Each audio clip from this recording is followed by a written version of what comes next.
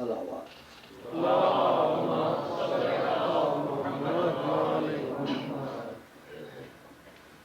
اعوذ باللہ السمیع العلیم من الشیطان اللعین الرجیم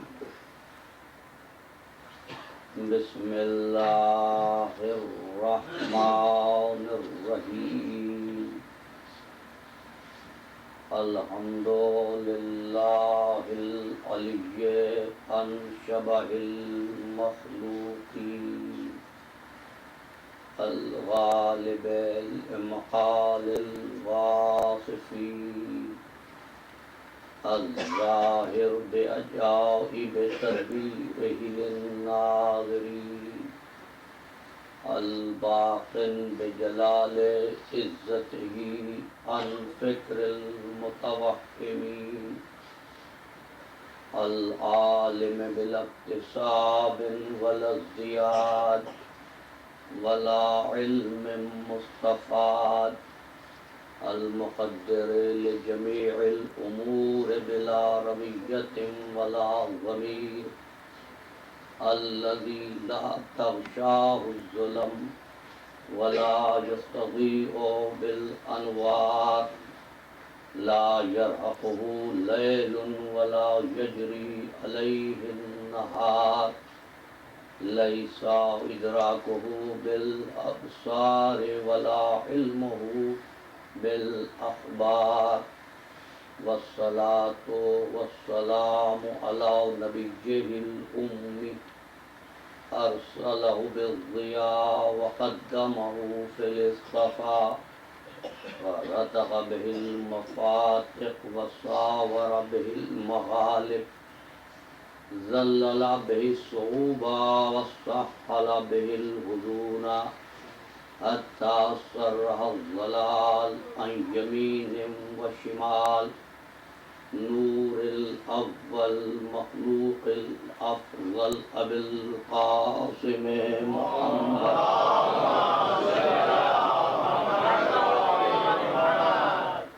وأهل بيته الطيبين الطاهرين المعصومين المظلومين الذين أذهب الله عنهم الرجس فطهرهم تطهيرا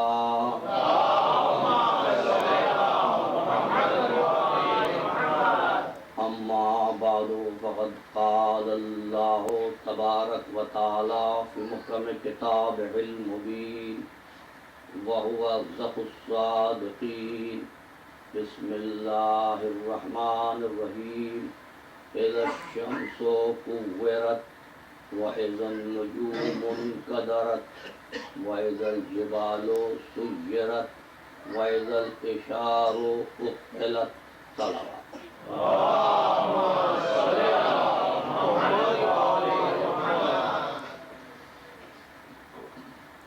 عزیزان محترم،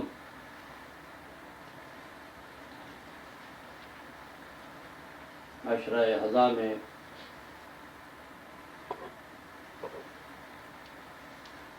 ہم آپ سے نظام فطرت اور امن عالم کے عنوان پر گفتگو کرتے رہے، اور اس عنوان کے انتخاب کی وجہ یہ تھی کہ اس دور میں اسلام کو سمجھتے ہوئے متمدن دنیا کو غلط فہمی یہ ہونے لگی کہ اسلام نے لوگوں میں تشدد کو اور دہشت گردی کو فروغ دیا ہے۔ یہ نہایت المناک پہلو ہے دور حاضر کی تہذیب کا کہ وہ دین جو مظلومیت کے ساتھ پھیلا اور مظلومیت کے ساتھ جس دین کا تحفظ ہوا، اس دین کو دہشت گردی کی عینک سے دیکھا جائے۔ بات صرف اتنی ہے کہ اسلام کی ایک تعریف وہ ہے جو قید خانوں کی دیواروں کے پیچھے تحریر کی گئی، اور ایک تاریخ وہ ہے جو اسلام کے نام پر کلمہ پڑھنے والوں نے درباروں میں تحریک کی۔ یہ طالب علم کا چوائس ہے کہ وہ اسلام کو کہاں سے حاصل کرتا ہے۔ اگر اسلام کو وہاں سے حاصل کرے جو اسلام کا اوریجن ہے تو وہ اسلام کی ڈیسٹینیشن یعنی فلاح انسانیت تک پہنچ جائے گا، اور اگر اسلام کو وہاں سے حاصل کرے کہ جہاں پر اسلام کے نام پر سیاہ چہرے پر کلمہ طیبہ کی سفید نقاب اوڑھ کر بدنما چہروں کو چھپایا گیا تھا، تو وہاں اسلام کی شکل اس کو جو ہے دہشت گردی سے ملتی جلتی نظر آئے گی۔ باقی یہ بات سمجھنا کہ فلاں بادشاہ کا نام لے کر کہ اورنگزیب نے اسلام کے نام پر غیر مسلموں پر مظالم کیے تھے، محمود غزنوی نے مظالم کیے تھے، عزیزان محترم کچھ نام میں لے رہا ہوں، کچھ نام آپ سوچ لیجیے گا، تاریخ کی داستان تو بہت پرانی ہے۔ وہ لوگ کہ جنہوں نے اسلام کا نام لے کر غیر مسلموں پر مظالم کیے، تو ان کے مظالم فقط غیر مسلموں پر ہی نہیں تھے، ان کے مظالم تو خود اپنے رشتہ داروں پر بھی تھے، کلمہ پڑھنے والوں پر بھی تھے، آل رسول پر بھی تھے، جن کا کام ہی ظلم کرنا تھا۔ ان کی تاریخ کو پڑھ کر یہ سمجھنا کہ یہ اسلام کی تبلیغ کر رہے تھے، نہیں، اسلام کی تبلیغ تو فطرت کے وہ معلمین کر رہے تھے کہ اگر ان کے دروازے پر وہ قاتل آ گیا جس نے بھائی کے کلیجے میں برچھی ماری تھی تو وہ اس کو بھی پناہ دے دیا کرتے تھے۔ اور ان کا پیغام یہ تھا کہ جس طرح خلاق عالم طاقت رکھنے کے باوجود لوگوں کو سزا نہیں دیتا، عمل میں مہلت دیتا ہے، لہذا وہ ہر موقع پر انسانیت کو مہلت عمل فراہم کر رہے تھے کہ کسی بھی موقع پر انسان راہ حق کی طرف پلٹ کر آئے گا۔ اس لیے اسلام کی تاریخ افق و درگزر کی تاریخ ہے، اسلام کی تاریخ صبر و برداشت کی تاریخ ہے، اسلام کی تاریخ مظلومیت کی تاریخ ہے، اسلام کی تاریخ عزیز و حسینیت کی تاریخ ہے۔ اسلام کی تاریخ اس کے علاوہ اور کچھ نہیں کہ اسلام علی ابن ابی طالب کی ضرب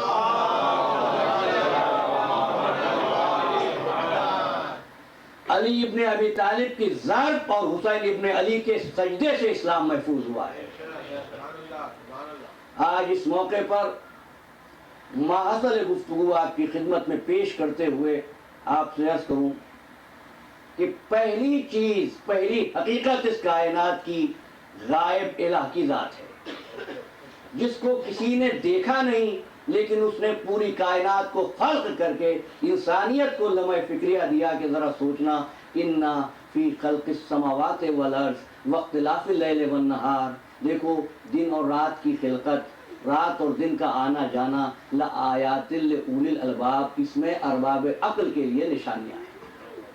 یہ وہ لوگ ہیں کیا کرتے ہیں، الذین یتفکرون فی خلق السماوات والارض، جو زمین و آسمان کی خلقت پر غور کرتے ہیں، قیاماً قیام کی حالت میں، وقعوداً قعود کی حالت میں، وعلی جنوبہم اور اپنی پشت کے بل کروٹ لیے ہوئے غور کرتے ہیں، اور غور کرتے ہوئے کیا کہتے ہیں، یتفکرون فی خلق السماوات والارض ربنا ما خلقتا ھذا باطلا، پروردگار تو نے ان کو بے مقصد پیدا نہیں کیا، سبحانکا فقینا عذاب النار، بس بزرگ و برتر ذات ہم کو عذاب نار سے بچا لے۔ یہ دعا تعلیم ہی اس لیے کی گئی کہ اگر انسان معلمین فطرت کی رہنمائی میں اس دنیا اور اس کائنات کے امور کی تسخیر کرے گا تو یہ تسخیر کائنات اس کو فلاح کے راستے پر لے جائے گی، ورنہ یہی ترقی ہے جو تباہی کے راستے پر لے جائے گی۔ عزیزان محترم، یہی وجہ ہے، یہ تو متمدن دنیا کی تاریخ ہے، جب آئنسٹائن کی مشہور ایکویشن اور اس کے پریزنٹیشن کے بعد اس کے اعزاز میں تقریب منعقد کی گئی تو آئنسٹائن نے یہی کہا تھا کہ آپ اس آدمی کے کو خراج تحسین پیش کر رہے ہیں جو کائنات کی دنیا کی تباہی کا موجب بنا ہے۔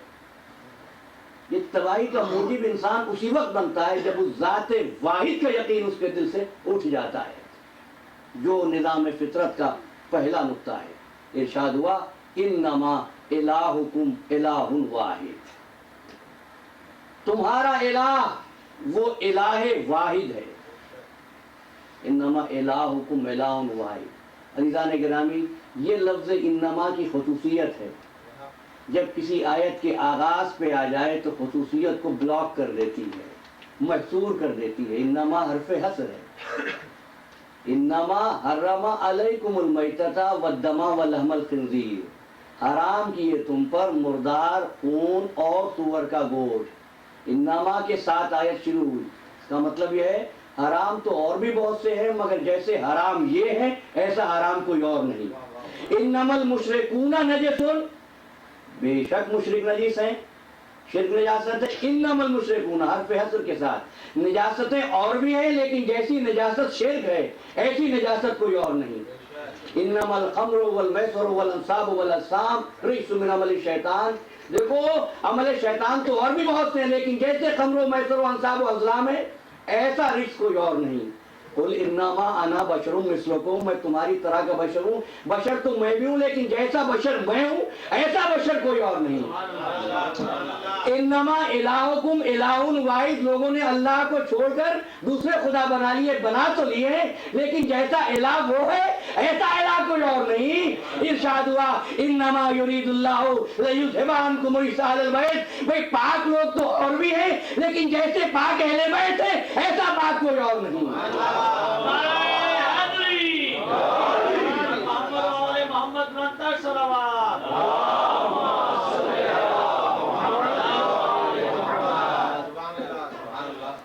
نقطہ نظام فطرت ذات باری، لیکن ذات باری ہو جو کسی کے ذہن میں نہ سما سکے نہ کسی کی سمجھ میں آ سکے۔ لا یبلغ مدحتہ القائلون، تعریف کرنے والے بولنے والے اس کی مدح تک پہنچ ہی نہیں سکتے۔ لا یحصی نعماءہ العادون، اس کی نعمتوں کو شمار ہی نہیں کر سکتے۔ دنیا اور متمدن دنیا گنتی کے اعداد میں قید، اور اس کی نعمتیں عدد کی قید میں آتی ہی نہیں۔ لا یدرکہ بعد الہمم، کوشش کرنے والے اس کا ادراک حاصل کر ہی نہیں سکتے۔ لا ینالہ غوث الفتن، غواص طبیعتیں خواہ کتنی گہرائی میں پہنچ جائیں مگر اس کی حقیقت کو سمجھ نہیں سکتے۔ لہذا خالق کو ہر ایک نے اپنے قیاس کے مطابق سمجھنا شروع کر دیا، غلط فہمیاں پیدا ہونے لگی۔ غلط فہمیاں کیسے پیدا ہوں؟ میں اللہ کی تعریف کی، میں خلاصہ پیش کر رہا ہوں، تفصیلات میں نہیں جانا ہے۔ غلط فہمیاں کیسے پیدا ہوئی؟ میں اللہ کی تعریف کیا ہے؟ ایک مسلمان ہونے کی حیثیت سے کہ اللہ وہ ہے جو زمین و آسمان کا پیدا کرنے والا ہے۔ اگر فقط یہی تعریف ہو تو یہ تعریف تو بت پرست بھی مان رہے تھے۔ وَلَئِن سَأَلْتَهُم مَّنْ خَلَقَ السَّمَاوَاتِ وَالْأَرْضَ لَيَقُولُنَّ اللَّهُ، ان سے پوچھو کون ہے زمین و آسمان کا خلق کرنے والا؟ یہ بت پرست بھی کہیں گے کہ اللہ خلق کرتا ہے، اللہ پانی برساتا ہے، اللہ رزق دیتا ہے۔ تو قیاس کو دخل نہ دو۔ اور فرمایا معصوم علیہ السلام نے کہ چیونٹی یہ سمجھتی ہے کہ اللہ کے بھی ڈنک موجود ہے۔ کیوں؟ اس لیے کہ چیونٹی اپنے اوپر قیاس کر رہی ہے۔ تو عزیزو، انسان کو چاہیے خود کو جانوروں سے کم از کم مختلف سمجھے، کیونکہ اس کو اشرف المخلوقات بنایا گیا ہے۔ یہی وجہ ہے کہ روز ازل سے ہی، روز اول ہی سے قیاس باطل ہے۔ فرمایا امام جعفر صادق علیہ السلام کہ سب سے پہلے قیاس شیطان نے کیا تھا۔ اس کا قیاس کیا تھا؟ اس نے اس مٹی کو جو درجوں میں پست درجے پر ہے، اس مٹی کو پست سمجھا اور آگ کو افضل قرار دیا۔ تو اس نے اپنے قیاس کو دخل دینے کے بعد سجدے سے انکار کیا اور راندے درگاہ الہی ہو گیا۔ اس کو کیا معلوم تھا گندم کے دانے آگ میں ڈال دیے جائیں تو جل کر راکھ ہو جاتے ہیں، اور مٹی کے حوالے کر دیے جائیں تو مٹی اضافے کے ساتھ واپس کرتی ہے۔ جب شیطان نے قیاس کیا تو انجام کیا ہوا؟ میں نہیں کہتا، قرآن کہتا ہے فَخْرُجْ مِنْهَا فَإِنَّكَ رَجِيمٌ عَلَيْكَ لَعْنَتِي إِلَى يَوْمِ الدِّينِ۔ یہ تو میں تو نہیں کہتا، قرآن کا حکم یہ ہے کہ قیاس سے دین میں کام لینے والے لعنت کے مستحق ہوتے ہیں۔ پھر خالق کو کیسے پہچانیں؟ معرفت الہی کی تعریف کیا ہوگی؟ فرمایا معصوم نے خالق کو اس طرح پہچانو کہ کائنات میں جس قدر اس کے غیر ہوں وہ سب اس سے الگ ہو جائیں اور وہ ان سب سے ممتاز ہو جائے. اور جب یہ منزل آ جائے تو پھر مولا فرماتے ہیں کہ پھر ہمارے سجدے، ہماری عبادتیں، ہماری تسبیح، ہماری تقدیس سب کچھ اس کی ذات کے سامنے ہیش ہے. ہم اس کا حق عبادت ادا ہی نہیں کر سکتے. صحیفہ کاملہ دعا ہے امام زین العابدین علیہ السلام.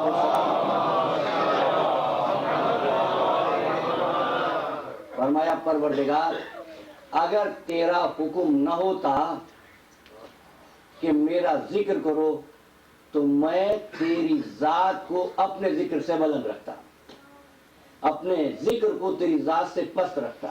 اس لیے کہ میں جو ذکر کروں گا وہ میری ذات کے مطابق ہوگا، تیرے شایان شان نہیں ہوگا. لیکن پروردگار تیرا ذکر اس لیے کرتا ہوں کہ تیرا حکم ہے کہ میرا ذکر کرو. حکم کے آگے میرا سر تسلیم خم ہے. تو عزیزو، لوگ تو دعائیں مانگنے کے بعد انتظار کرتے ہیں دعا قبول ہوتی ہے، اور اگر قبول نہ ہو تو ایسے بھی کلمہ گو ہیں جو بہت جلدی شکوک و شبہات میں مبتلا ہو جاتے ہیں. فرماتے ہیں سید سجاد علیہ السلام کہ پروردگار اگر تیرا حکم نہ ہوتا کہ مجھ سے دعا مانگو تو میں دعا مانگ کر سبقت قولی نہ کرتا. مجھے کیا حق ہے رضائے مولا میں مداخلت کا کہ مولا یہ کر دے وہ کر دے، جو تیری مرضی وہ تو کر دے، لیکن چونکہ تیرا حکم ہے کہ مجھ سے دعا مانگو اس لیے دعا مانگتا ہوں. عزیزان محترم، یہ وہ معرفت الہی کی راہ کے سنگ میل ہیں، ہدایت کے وہ مینارے ہیں جنہوں نے اللہ کو ہم تک پہنچایا ہے، ورنہ ہم اس کو نہ جانتے تھے. اس نے اس چھپے ہوئے خزانے کو جس کا چاہنے والا پہچاننے والا کوئی نہ تھا. دیکھیے حدیث قدسی آپ سب کو معلوم ہے، پڑھے لکھے آئے باپ، ارشاد ہوتا ہے کنت کنزا مخفیہ، میں ایک چھپا ہوا خزانہ تھا. افحببت، میں چاہتا تھا کوئی میرا چاہنے والا ہو. افحببت فخلقتک یا محمد.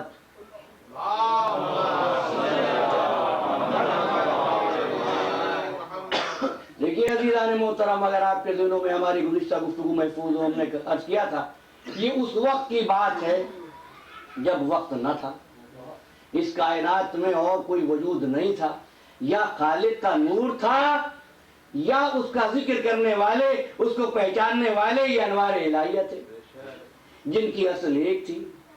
وہ بھی بے مثال تھا اور یہ بننے والا نور بھی بے مثال، نہ اس جیسا کوئی اور نہ ان جیسا کوئی. لہذا اللہ نے اپنی الوہیت کی حفاظت کی خاطر اس ایک نور کے دو ٹکڑے کر دیے اور ایک نور سے محمد ولی کی تخلیق ہوئی.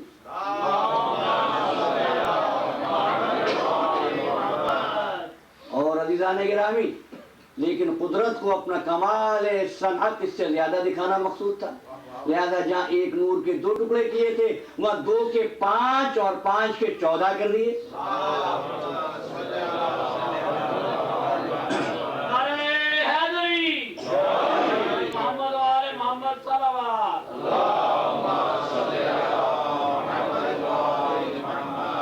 اور ان 14 کی شان یہ کہ جسے دیکھو یہ گمان ہو کہ یہ محمد ہے. یہ بن گئے. پروردگار تو چاہتا تھا تیرے پہچاننے والے ہوں، لیکن نظام فطرت کے آغاز کا نقطہ ہے جہاں میں اپنے گفتگو کا محاصل پیش کر رہا ہوں. پروردگار تو چاہتا تھا تیرے پہچاننے والے ہوں، یہ بن گئے. اب کسی کو خلق کرنے کی ضرورت کیا ہے؟ لیکن عزیزو بات یہ تھی یہ بننے والے خود کچھ ایسے تھے کہ بنانے والا ہی ان پر مل گیا. انہوں نے اپنے نفوس اس کے حوالے کیے، اس نے اپنی رضا کا مالک انہیں بنا دیا. لہذا اب انتظام یہ ہوا کہ یہ بندے تو اس لیے کہ میرے چاہنے والے ہوں، کچھ ایسے بندے بھی ہوں جو ان کے چاہنے والے ہوں.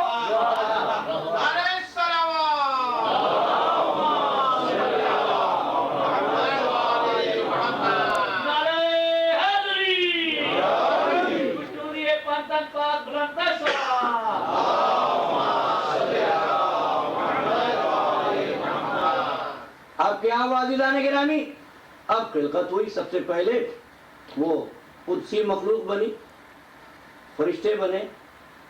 فرشتوں کا کام کیا ہے؟ پروردگار کی عبادت کرنا۔ یہ اللہ کی وہ مخلوق ہے جس سے گناہ نہیں ہوتا ہے، صرف اطاعت کرتے ہیں۔ لیکن عزیزو، اطاعت اور عبادت سیکھنے کے لیے بھی تو کوئی چاہیے نا، استاد جو سکھائے۔ سب کہتے ہیں ملک نے تسبیح کرنا شروع کی، بھائی جو کام اس سے پہلے ہوا نہیں تھا ملک نے شروع کیسے کر دیا؟ اس مسئلے کو بھی میرے امام جعفر صادق علیہ السلام فرمایا فسبحنا فسبحت الملائکۃ بتسبیحنا، ہم خدا کی تسبیح کرتے تھے تو ملک نے ہم کو دیکھ کر اللہ کی تسبیح کی۔ فمجدنا اللہ فمجدت الملائکۃ بتمجیدنا، ہم خدا کی تمجید کرتے تھے تو ملک نے ہم کو دیکھ کر تمجید پروردگار سیکھی۔ یہ ہو گئی نا بات عزیزان محترم، اللہ نے خلق کیا۔ اب میں یہاں پر ایک بات کہتا ہوں، اللہ نے کس چیز سے بنایا؟ بات زیادہ گراں نہ گزرے اس لیے عرض کرتا ہوں، یہاں تک نورانی مخلوق ہے، قدسی مخلوق ہے، لیکن ملائکہ کے خلق کر دینے کے بعد بھی علت غائیہ اس کائنات کی ہمارے سامنے نہیں آئی، اس لیے کہ ملک وہ جو عبادت کرنے پر مجبور ہے، وہ چاہتا تھا ایک ایسی مخلوق کو پیدا کرے جس کو جوہر عقل دے کر اختیار عمل دے دیا ہو۔ وہاں سے انسانوں کی تکلیف شروع ہوئی۔ انسان کو خلق کیا اور سب سے پہلے جس کو خلق کیا اس کو زمین میں اپنا خلیفہ مقرر کر دیا۔ ارشاد ہوا وَإِذْ قَالَ رَبُّكَ لِلْمَلَائِكَةِ إِنِّي جَاعِلٌ فِي الْأَرْضِ خلیفہ، میں اس کو زمین میں خلیفہ بنانے والا ہوں، خلیفہ زمین میں بنانے والا ہوں۔ تو اگر آدم کو زمین کے لیے بنا کر جنت میں رکھ لیا، پروردگار تو نے بنایا تو زمین کے لیے تھا۔ یہاں پر بعض احباب کے ذہن بڑی جلدی کنفیوژن کا شکار ہو جاتے ہیں کہ زمین پر جب آدم کو بھیجا تھا اس لیے کہ تاکہ بدن آدم سے کوئی غلطی ہو گئی تھی۔ اس وقت میرا یہ موضوع نہیں ہے، لیکن کہنا صرف یہ ہے زمین پر بھیجنا کوئی سزا تھوڑی تھی، بنایا ہی زمین کے لیے تھا۔ میں اس بات پر حیران ہی نہیں ہوں کہ زمین پر آدم کیوں آئے، سوچتا یہ ہوں کہ آدم کو زمین کے لیے خلق کرنے کے بعد جنت میں کیوں رکھ لیا۔ اور اس سے پہلے بھی غور کر لیجئے، قدرت نے یہ نہیں فرمایا میں اب خلق کرنے والا ہوں، خلقت شروع کر رہا ہوں، آغاز خلقت کر رہا ہوں، لہذا ایک خلیفہ سے آغاز کر رہا ہوں۔ یہ نہیں فرمایا میں خلیفہ بنا رہا ہوں، یہ نہیں فرمایا میں خلیفہ بناتا ہوں۔ توجہ کیجئے عزیزان محترم، فرمایا میں خلیفہ بنانے والا ہوں۔ بھائی ایسے ارشاد ہونا چاہیے تھا فرشتوں متوجہ رہو، اب میں خلیفہ بنا رہا ہوں اور بنانے کے بعد اس کو زمین پر بھیج دوں گا۔ دیکھیے قدرت نے نہ تو صیغہ مضارع استعمال کیا، نہ صیغہ مستقبل استعمال کیا، نہ صیغہ ماضی استعمال کیا، صیغہ فاعل استعمال کیا۔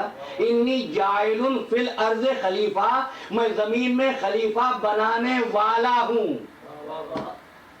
اور یاد رکھیے گا پروردگار کی جس صفت میں، انما آپ کے ذہنوں میں ہے، پروردگار کی جس صفت میں والا آ جائے وہ مخصوص ہو جاتی ہے صفت صرف پروردگار سے، دوسرے کو اس کا حق نہیں ہوتا۔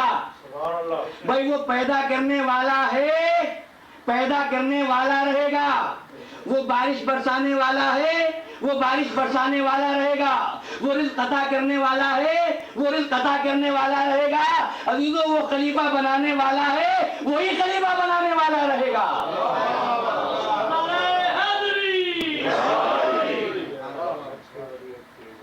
لیکن میرا سوال ابھی باقی ہے، بنایا زمین کے لیے، رکھ کیوں لیا؟ بات یہ ہے عزیزان گرامی، جس وقت آدم نے سجدے سے سر اٹھایا تو دیکھا عرش الہی کچھ انوار سے جگمگا رہا ہے۔ پروردگار یہ کون ہے؟ فرمایا یہ وہ ہیں آدم جن کے طفیل تم کو خلعت حیات ملی ہے، اور تم کو ہم یہ شرف دے رہے ہیں کہ ان انوار کو تمہاری نسل سے ظاہر کریں گے۔ اب قرآن مجید کے پڑھنے والے جانتے ہیں کہ اللہ نے آدم کو کچھ اسماء تعلیم کیے تھے. فرشتے ان اسماء کو پہلے سے جانتے تھے, صرف مطابقت مقصود تھی. اللہ نے خلق کرنے کے بعد آدم کو اسماء تعلیم کی, پھر ان ہستیوں کے سامنے آدم کو پیش کر دیا. آدم نے ان کو دیکھا اور کہا آدم اب بتا دو, انبئونی باسماء ہؤلاء. فرشتوں نے کہا انبئونی باسماء ہؤلاء ان کنتم صادقین. تو فرشتوں نے کہا قالوا سبحانک لا علم لنا الا ما علمتنا. پروردگار ہم تو بس اتنا ہی جانتے ہیں جتنا تو نے ہم کو تعلیم دے دیا ہے.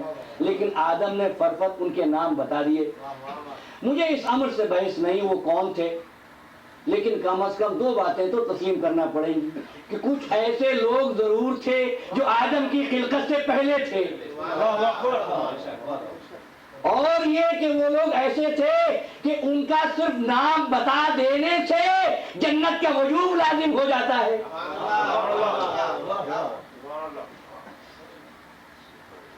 اب زمین پر انسانوں کی آبادی شروع ہوگی, لیکن ٹھہرو تو ہم ایسے تھوڑی زمین پر بھیج دیں گے. یہ تمہارے بھیجنے سے پہلے زمین بھی بنائیں گے. زمین پر تمہاری زندگی کے لیے سورج بھی بنے گا, چاند کی قندیل بھی روشن ہوگی, بحر بھی ہوگا, بر بھی ہوگا, میدان بھی, جبل بھی, اس کے ساتھ ساتھ ہوا بھی, فضا بھی, غلہ بھی, اناج بھی, تاکہ تم آسانی سے زندگی گزار سکو. عزیزان محترم, یہاں تک کہ جہاں آدم خلق ہوئے, یہاں کے بعد جو زمین خلق کی جانے لگی, آسمان بننے لگا, آفتاب و مہتاب کی قندیلیں چمکائی جانے لگی, یہاں سے فطرت کے نظام کا آغاز ہو گیا. اب اناج بھی, غذا بھی, ہوا بھی. آدم علیہ السلام کو اب بھیجا جاتا ہے زمین پر. تو فطرت کی آفرینش, خلقت شروع ہوتی ہے اس وقت سے جب آبادی زمین پر شروع ہو, اور جو مخلوق ہے اس کے لیے حیات بھی ہے اور فنا بھی ہے. جو زمین کے بعد بنے گا وہی فنا کا ذائقہ چکھے گا, لیکن وہ جو زمین و آسمان کی خلقت سے پہلے بنا ہو,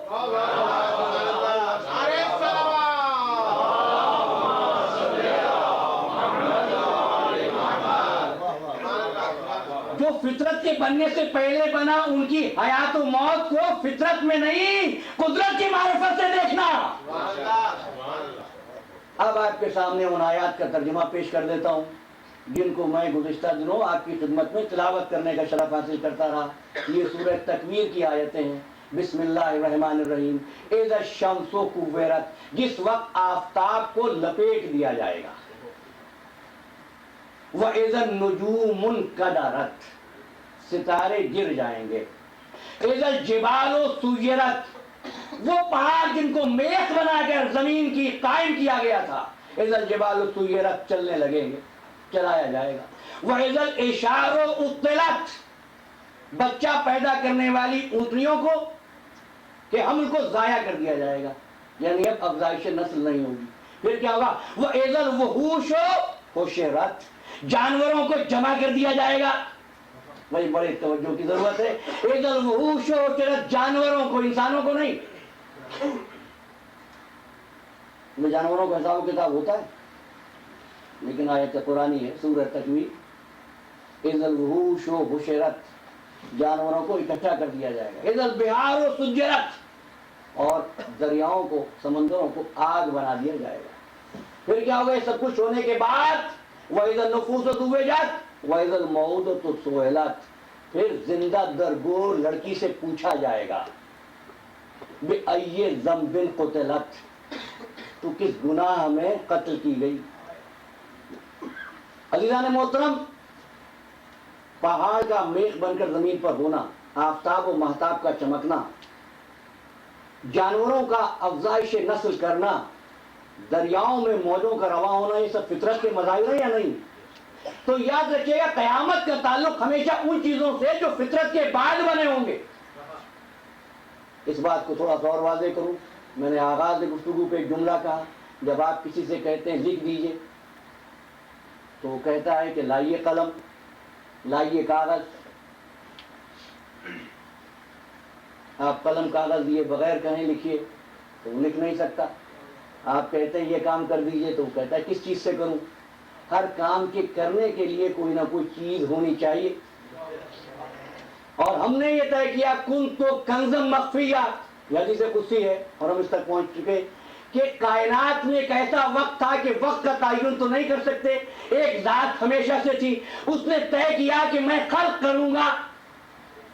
تو وہ کس چیز سے خلق کرے گا؟ اور کسی چیز سے خلق کرنے کے بعد جب انسانوں کو خلق کرے گا تو کس کے ذریعے خلق کرے گا؟ اس لیے کہ اول تو اس کا ہاتھ نہیں، اور ہاتھ ہو تو وہ ہاتھ سے چیزوں کو پکڑتا نہیں. خلق کیسے کرے گا؟ عزیزان محترم، یہ وہ نقطہ ہے جہاں پر انسانیت سے نظام فطرت کو سمجھنے میں دشواری ہوئی اور توحید و نبوت و امامت کا عرفان حاصل نہیں ہو سکا. اس لیے پوچھنے والا آیا امام محمد باقر علیہ السلام کے پاس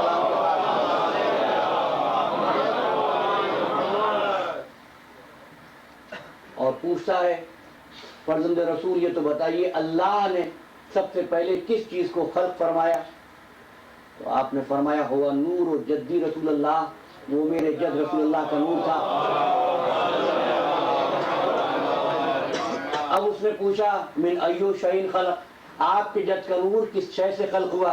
تو فرمایا کہ اگر شے سے خلق ہوتا تو اول نہ ہوتا، وہ شے اول ہوتی جس سے خلق ہوا. آپ نے فرمایا سن، اگر کسی شے سے خلق ہوتا، وہ ایک خالق قدیم اور ایک وہ شے قدیم، کیا دو قدیم ہو سکتے ہیں؟ فقط ایک قدیم. اس نے میرے جد کے نور کو خلق کیا اور فرمایا میرے جد کا نور کسی شے سے خلق نہیں ہوا، وہ لا شے سے بنا.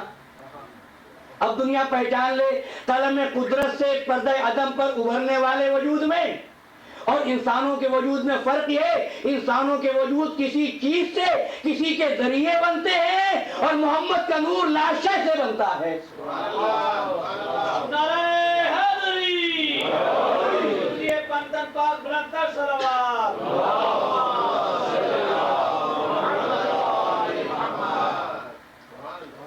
عزیزان محترم، کیا شے سے بننے والا اور لا شے سے بننے والا برابر ہو سکتے ہیں؟ اب ارشاد ہوا سورہ یاسین انما امرہ اذا اراد شیئا ان یقول له کن فیکون.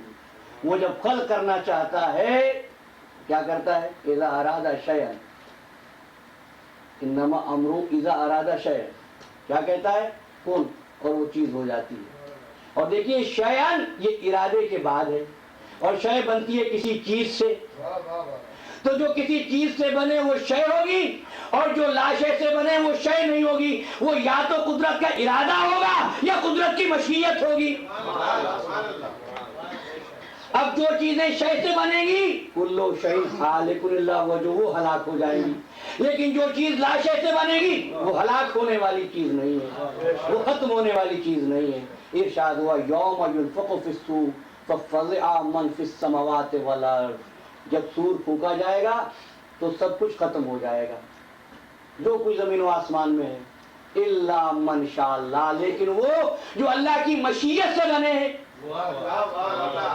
وہ ختم نہیں ہوں گے، وہ باقی رہ جائیں گے. دیکھیے مرکزِ نقطۂ نظام فطرت کو سمجھنے کے لیے آپ کو ایک بتا دے رہا ہوں، سب ہلاک ہو جائیں گے الا من شاء اللہ، لیکن وہ جو مشیت پروردگار سے بنا ہے. یہی وجہ ہے سورۃ تکویر کی آخری آیات میں جب فطرت کے تمام اجسام و اجرام کی موت ہو گئی تو قدرت نے مخاطب کر کے کہا، یہ سورہ دہر کی آیتوں سے ملتا جلتا موضوع لیکن سورۃ تکویر کی آیت ہے، وما تشاؤون الا ان یشاء اللہ، تم تو وہی چاہتے ہو جسے اللہ چاہتا ہے. بتا دو کون ہے اس کائنات میں جس کے عمل کو، جس کی رضا کو پروردگار اپنی رضا قرار دیتا ہے؟ کیا ہوا عزیزان محترم؟ یوم ينفخ في الصور ففزع من في السماوات والارض الا من شاء اللہ. جب سور پھونکا جائے گا تو زمین و آسمان میں جو کچھ ہے وہ سب کا سب ہلاک ہو جائے گا الا من شاء اللہ، لیکن وہ جو اللہ کی مشیت سے بنے ہیں وہ باقی رہیں گے. پھر کیا ہوگا؟ ثم ينفخ اخرى، اس کے بعد پھر سور پھونکا جائے گا، پھر سور پھونکا جائے گا. اب جو سور پھونکا جائے گا تو موت بھی ختم ہو جائے گی. میرا میلان تاریخی نہیں ہے، اور اس موقع پر جو تفصیلات ہیں میرے پڑھے لکھے احباب واقف ہیں. یوم ینفخ اخری ثم ینفخ اخری، پھر دوبارہ سور پھونکا جائے گا. اب جب سور پھونکا جائے گا تو ملک الموت بھی ختم، موت بھی ختم. تو پہلی مرتبہ تو سور پھونکنے والا اسرافیل تھا، یہ دوسری مرتبہ سور پھونکنے والا کون ہے؟ اور جب سب کچھ ختم ہو جائے گا تو پھر آواز قدرت آئے گی، لمن الملک اليوم، آج بتاؤ حکومت کس کی ہے؟ لمن الملک اليوم، آج بتاؤ حکومت کس کی ہے؟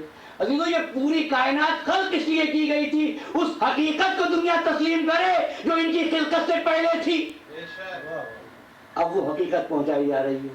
لمن الملک اليوم، تم نے دنیا میں تو تشدد سے، دہشت گردی سے، طاقت سے، استبداد سے ہماری حکومتیں غصب کر لی تھی، اب بتاؤ حکومت کس کی ہے؟ لمن الملک اليوم. آواز آنے کے بعد جواب یہ ملے گا، للہ الواحد القہار. آج حکومت تو اللہ کی ہے جو واحد بھی ہے، قہار بھی ہے. عزیزان گرامی، پوچھنا یہ کیا خالق کی ذات ایسی ہے کہ وہ کسی سے آواز کے لہجے میں سوال کر سکے یا جواب پہ دے سکے؟ بھائی آواز کا نکلنا، گفتگو کرنا، یہ تو انرجی کی مختلف اقسام ہیں. میرا پروردگار تو جسم و جسمانیات سے مبرہ ہے، بلند ہے، ماورا ہے. تو پھر کون ہے یہ پوچھنے والا لمن الملک اليوم، اور کون ہے جواب دینے والا للہ الواحد القہار؟ تو ماننا پڑے گا جب سب کچھ ختم ہو جائے گا تو اس وقت بھی دو ایسے باقی رہ جائیں گے جن میں سے ایک متکلم ہے اور ایک مخاطب ہے.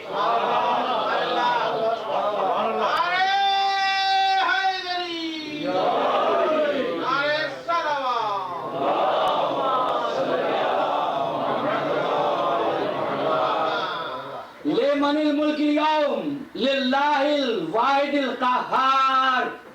عزیزان محترم، باب احدیت میں جہاں کہیں بھی آپ کو محمد کے ساتھ کوئی آواز اگر گفتگو کرتی نظر آئے، پیغام پہنچاتی نظر آئے، تو پیغام ایسا ہے یا حبیب جانے یا محبوب جانے. لمن الملک اليوم للہ الواحد القہار. آج حکومت اللہ کی جو آج ہے، جو قہار ہے. عزیزان محترم، ایک سوال کرنے والا باقی اور ایک جواب دینے والا باقی. تو دوسرا نکتہ یہ، شے اور لاشے سے خلق ہونے والے برابر نہیں ہو سکتے، اور فنا کے لیے خلق ہونے والے باقی رہنے والوں کے برابر نہیں ہو سکتے.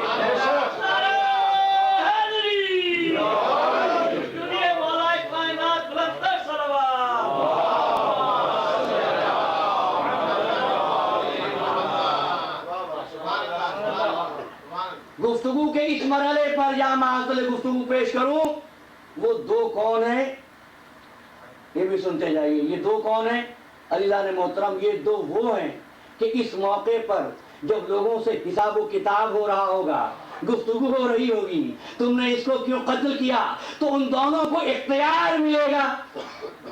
اب دیکھنا قرآن مجید میں اختیار ایک کو نہیں دیا گیا. سورہ قاف، القیا، موسیٰ سے کیا کہا تھا؟ القے، ڈال دے، پھینک دے اپنے عصا کو. القے واحد کا صیغہ ہے، لیکن یہاں پر القے نہیں ہے، القیا. تم دونوں کو اختیار ہے، جس کو چاہو گرا دو. سورہ قاف. کہاں؟ القیا فی جہنم، القیا فی جہنم کل کفار عنید. اور اس کافر کو جو عناد رکھتا ہے، القیا فی جہنم کل کفار عنید. تم دونوں کو اختیار دے دیا ہے، جس کو چاہو گرا دو. عزیزان محترم، بس آپ سمجھ لیجئے کہ آخر وجہ کیا تھی. جو پیغامات جبریل امی زمین پر لا کر دے دیا کرتے تھے، معراج کی رات میں اپنے پاس تنہائی میں کیوں بلایا گیا تھا؟ اس لیے کہ وہ کام جو فرائض نبوت میں نہ ہو، وہ کام کہ جہاں پر دنیا نے تقسیم اس طرح کی ہے کہ صاحب جبریل کیوں نہیں آیا. عزیزان محترم، اگر نبوت کی بات ہوتی تو جبریل وہی لے کر آ جاتا. خدا نبی نہیں ہے. رسالت کی بات، خدا رسول نہیں ہے. ولایت ولایت مطلقہ جو پروردگار عالم کو اس طرح حاصل ہے، انما ولیکم اللہ ورسولہ والذین آمنوا الذین یقیمون الصلاۃ ویؤتون الزکاۃ وہم راکعون۔ اور دیکھیے یہ آیت بھی انما سے شروع ہوئی، بھئی ولی اور بھی ہوں گے لیکن کہتے ولی اللہ، اس کا رسول اور علی مرتضیٰ ہے، ایسا ولی کوئی اور نہیں۔ نعرہ حیدری، نعرہ صلوات۔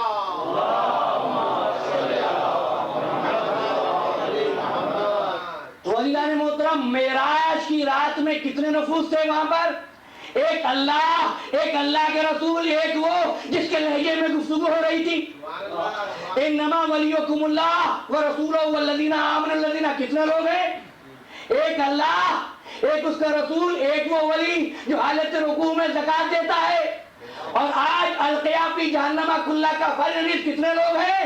یا پروردگار یا اس کا رسول یا وہ ولی جس کو اختیار مطلق دیا گیا، القیا فی جہنم کل کافر، تم دونوں کو حق ہے، جس کو چاہو جہنم میں گرا دو۔ عزیزو، حکم اس کا ہوتا ہے، حساب ان کی طرف سے ہوتا ہے، فیصلہ یہاں سے ہوتا ہے۔ یہی ہے جو تمہارے نیک اعمال کو اللہ کی بارگاہ سے قبولیت کی سند دلا دے، یہی ہے جو تمہارے گناہوں کو پروردگار عالم سے معاف کرا کے شفاعت کی منزل تم کو عطا کر دے۔ یہی وجہ ہے کہ ہم دعائیں مانگتے ہوئے انہی کو ذریعہ بناتے ہیں، انہی کو وسیلہ بناتے ہیں، انہی کو واسطہ بناتے ہیں۔ القیا فی جہنم کل کفار عنیس۔ اور یہاں پہ مجھے ایک حدیث یاد آئی، اس کے راوی خلیفہ اول حضرت ابو بکر فرماتے ہیں کہ میں نے رسول اللہ سے سنا کہ خدا کی قسم کوئی پل صراط سے اس وقت تک گزر نہیں سکتا جب تک کہ علی کا دیا ہوا پروانہ جنت نہ ہو۔ نعرہ حیدری، نعرہ صلوات۔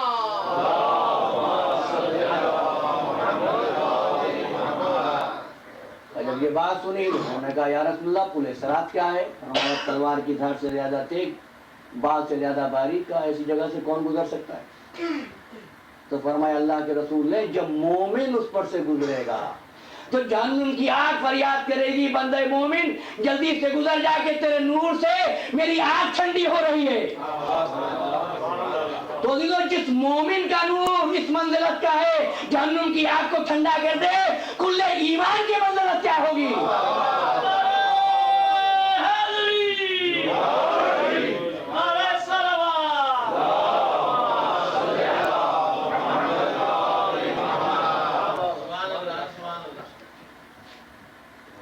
جب تک کہ علی کا دیا ہوا پروانہ جنت نہ ہو کوئی پورے صراط سے گزر نہیں سکتا۔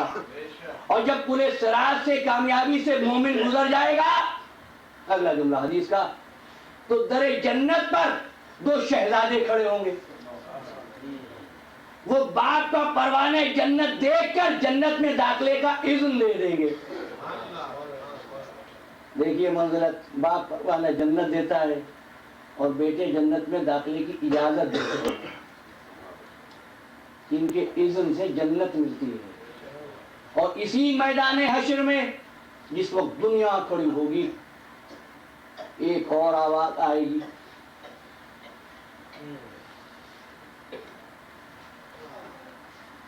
اور وہ آواز یہ ہوگی، یا اہل المحشر، اے اہل محشر، نکسوا رؤوسکم وغضوا ابصارکم، اے اہل محشر اپنے سروں کو جھکا لو، آنکھوں کو بند کر لو، محمد مصطفیٰ کی بیٹی آ رہی ہے۔ اور بنت رسول دربار احدیت میں حاضر ہو کر فریاد کرے گی کہ آج میں مقدمہ لے کر عالم فریاد کریں گی، پروردگار آج میں حسین کو اس طرح دیکھنا چاہتی ہوں اور تیرے دربار میں پیش کرنا چاہتی ہوں جس طرح حسین کربلا کے میدان میں تھا۔ بس میرا آخری جملہ میرے بیان کا، ایک مرتبہ آواز آئے گی دیکھو اس طرف، اور جب دیکھیں گے حسین بلا ناصر، حسین ابن علی میراث کر کے کھڑے ہوں گے۔ اور کیا ہوگا؟ بنت رسول کے پاس عباس کے دو بازو ہوں گے، علی اصغر کا ننھا سا کرتا ہوگا۔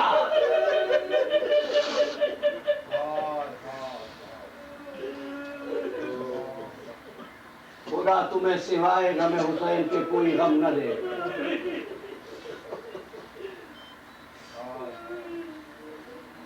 تمہاری گودوں کو اللہ سلامت رکھے۔ پہلی محرم سے 10 محرم تک تم نے شہیدوں کا ماتم کیا ہے، لیکن مصیبت تو اب شروع ہوئی ہے حضرات۔ جب مدینے سے چلے تھے نا تو بہن اور بھائی نے فرائض بانٹ لیے تھے۔ فرائض یہ تھے: حسین کربلا کا میدان تو سر کرنا، شام کا بازار میں سر کروں گی۔ حسین شہیدوں کو لباس پہنانا میرا کام ہوگا اور میدان سے لاشیں اٹھا کر لانا تیرا کام ہوگا۔ تیرا ایک بھائی کربلا میں مارا جائے گا، عباس جیسا بھائی، میرے 2 بھائی رائے خدا میں کام آئیں گے، عباس جیسا بھائی اور حسین جیسا بھائی۔ حسین تیرا ایک بھتیجا رائے خدا میں کام آئے گا، قاسم جیسا بھتیجا، میرے 3 بھتیجے رائے خدا میں کام آئیں گے، قاسم جیسا بھتیجا، اکبر جیسا بھتیجا، علی اصغر جیسا بھتیجا۔ حسین گھر کے اتنے لڑکے ہیں تیرے سپرد جتنی بیٹیاں میرے سپرد۔ اصغر کا گلا چھٹے تیری آغوش میں اور سکینہ کے کان زخمی ہو میری آغوش میں۔ بس آخری جملہ کہتا ہوں، زینب کہنے لگی حسین تیرے 2 بیٹے رائے خدا میں مارے جائیں گے، میرے بھی 2 بیٹے رائے خدا میں کام آئیں گے۔ میرے بیٹوں کی تیرے بیٹوں کے مقابلے میں حیثیت نہیں، تیرے بیٹے شہزادے، میرے بیٹے غلام، لیکن بھائی تیرے دونوں بیٹے مارے جانے کے بعد بھی تیری نسل تو قیامت تک باقی رہے گی، لیکن زینب کو کوئی ماں کہہ کے پکارنے والا نہیں ہوگا۔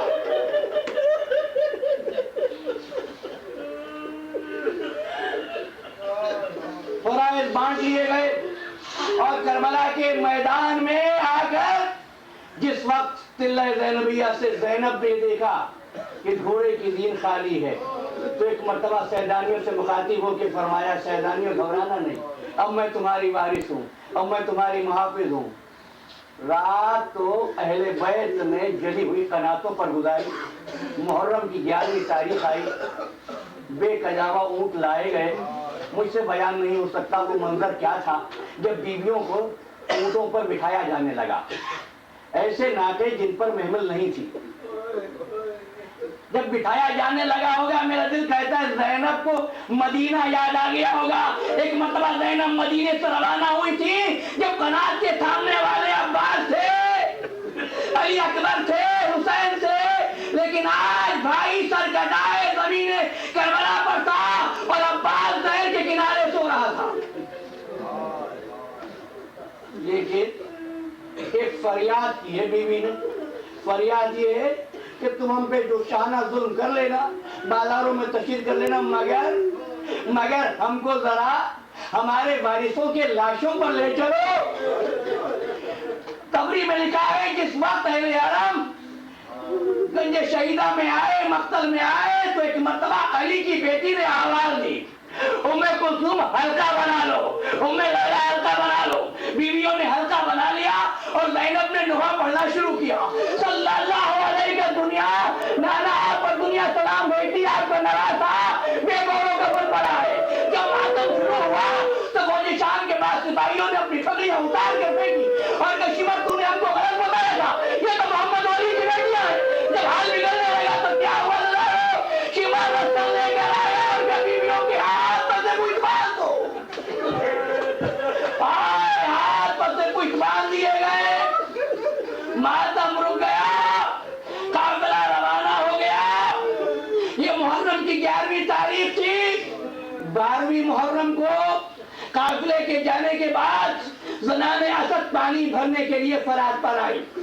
جب فرات پر پانی بھرنے آئی، آل رسول کے بے کفن لاشوں کو دیکھا۔ ایک مرتبہ اپنے گھروں میں واپس لی اور مردوں سے کہا تم لوگ گھروں میں بیٹھے ہو، آل رسول کی لاشوں پر کربلا میں پڑے۔ کیا تمہیں یاد نہیں جب مظلوم نے تمہیں نصرت کے لیے پکارا تم نصرت کے لیے نہیں گئے؟ اور آج لاشیں بے گور و کفن ہے اور تم لوگ گھروں میں بیٹھے ہو۔ کیا تم کو اتنی بھی غیرت نہیں ہے؟ رسول کے نواسے کی لاش بے گور و کفن پڑی رہی اور تم گھروں میں رہو۔ مردوں نے کہا یہ حکومت کے مقتول ہیں، کہیں ایسا نہ ہو کہ ہم کو بھی قتل کر دیا جائے اور تم کو محمد ولی کی بیٹیوں کی طرح اسیر کر دیا جائے۔ جب یہ سنا نا تو زنان اسد نے ایک مرتبہ رخ کیا کربلا کی زمین کا اور کہنے لگی اگر تم اس مصلحت سے نہیں جاتے ہو تو نہ جاؤ، ہم جاتے ہیں۔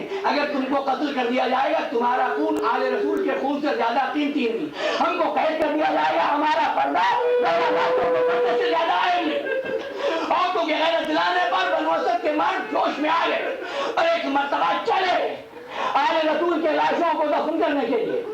جب زمین کربلا پر آ گئے، مقتل میں پہنچے تو اب گھبرا گئے، کیا کریں؟ اس لیے کہ لاشوں کے ٹکڑے تھے، کوئی شناخت نہیں تھی، پہچان نہیں سکتے تھے، کس طرح دفن کیا جائے؟ لوگوں کے مشوروں پر 3 آدمیوں کو نیچے کی راہ پر بٹھا دیا گیا تاکہ اگر حکومت کے سپاہی آ جائے تو ان کو آ کے خبر کر دیں۔ ادھر اب یہ گنج شہیدہ میں حیران ہے، پریشان ہے کہ لاشوں کو کس طرح دفن کریں، نشان کس طرح بنائے۔ کیسے میں ان 3 آدمیوں نے آ کر خبر دی کہ دھول اڑتی ہوئی نظر آئی، ایسا معلوم ہوتا ہے کوئی سوار اسی طرف آ رہا ہے، اسی طرف آ رہا ہے۔ جب وہ سوار قریب آیا تو دیکھا اس سوار کی حالت یہ ہے، اس کے گلے میں توق ہے، اس کے ہاتھوں میں ہتھکڑیاں ہے، اس کے پیروں میں بیڑیاں ہے۔ یہ تمہارا بیمار امام تھا جو بغداد امامت سے بڑا پہنچا۔ کہا کیا کرتے ہو؟ کہا ہم لاشوں کو دفن کرنا چاہتے ہیں۔ فرمایا کہ تم کو زحمت نہیں ہوگی، ان اولیاء اللہ کی قبریں خاتم الانبیاء نے بنائی ہیں، خاتم الانبیاء نے ان کی قبریں کھودی ہیں، میں تم کو صرف بتاتا ہوں، تم وہاں پہ گدار مارنا، قبر تیار بن جائے گی۔ کہتے ہیں کہ ایک مرتبہ اس قیدی نے ایک طرف اشارہ کیا اور ہم نے وہاں سے ذرا سی مٹی ہٹائی کہ قبر تیار نظر آئی، اور اس کے بعد وہ قیدی آگے رہا اور ہم کو حکم دیا کہ تم لاشوں کو ہاتھ نہ لگاؤ، مجھ کو بوریے کا ایک ٹکڑا لا دو۔ ایک نوجوان گیا اور پاکیزہ بوریے کا ٹکڑا لا کر دیا اور سید سجاد نے لاشوں کے ٹکڑوں کی طرف اشارہ کیا، لاشوں کے ٹکڑوں کی طرف اشارہ کیا۔ کہتے ہم کو نظر تو نہیں آ رہا تھا لیکن ایسا معلوم ہوتا تھا کچھ معاونین تھے جو قیدی کی مدد کر رہے تھے، یہاں تک کہ تمام ٹکڑوں کو بوریے پر رکھنے کے بعد اس نے بورے کے ایک سرے کو دوسرے سرے پر دیا اور کہا بسم اللہ و باللہ علی ملت رسول اللہ، اور اس کے بعد اس نے اپنی انگلیوں کو ایک مرتبہ بوریے کے نیچے رکھا کہ لاش کو اٹھا سکے۔ ہم نے دیکھا کہ توق اور زنجیریں ایک مرتبہ گر گئیں اور وہ آزاد ہو گیا۔ اس کے بعد قبر کی طرف بڑھا اور معلوم ہو رہا تھا لانے میں بیٹھا نہیں جا رہا، پھر ایسا معلوم ہوا قبر سے کچھ ہاتھ برآمد ہوئے۔ لاش کو سپرد خاک کرنے کے بعد اس نے ہم کو ایک گوشے میں کیا اور وہاں لے جا کر کے اس نے 2 بچوں کی لاشیں دیکھی اور اس کو دیکھ کر وہ قیدی تارے مار مار کے رونے لگا۔ ان لاشوں کو بھی اسی طرح دفن کیا۔ اس کے بعد کہا فرات کی طرف چلو، اور وہاں پہ جا کے اس نے اس قیدی کے جملوں سے ہم نے پہچانا یہ کس کا لاش ہے۔ اس نے کہا یا ابی عباس، اے میرے چچا عباس، سجاد آ گیا، لیکن چچا میں زیادہ دیر رک نہ سکوں گا، کہیں آزادی نہ بلا لے۔ قبریں تیار کرنے کے بعد ایک مرتبہ حسین کی قبر پہ آئے اور انگلی سے عبارت لکھی، ھذا قبر الغریب حسین ابن علی ابن ابی طالب قتلوا افشانا، یہ اس مظلوم کی قبر ہے جو پیاسا قتل کیا گیا۔ عزاداروں، معصوم کی تدفین ہمیشہ معصوم ہی کرتا ہے، لیکن سید سجاد نے صرف حسینی کی قبر نہیں بنائی، شہداء کربلا کی لاشوں کو دفن کیا اور ایک ایک قبر پہ جا کے فرمانے لگا میرے ماں باپ تم پر قربان ہو، تم نے ہماری اس عالم میں مدد کی، کوئی مدد کرنے والا نہ تھا، لیکن میں کہوں گا سید سجاد ہم پرسہ دینے آئے ہیں، بتاؤ کربلا کے شہیدوں کی قبریں بنانا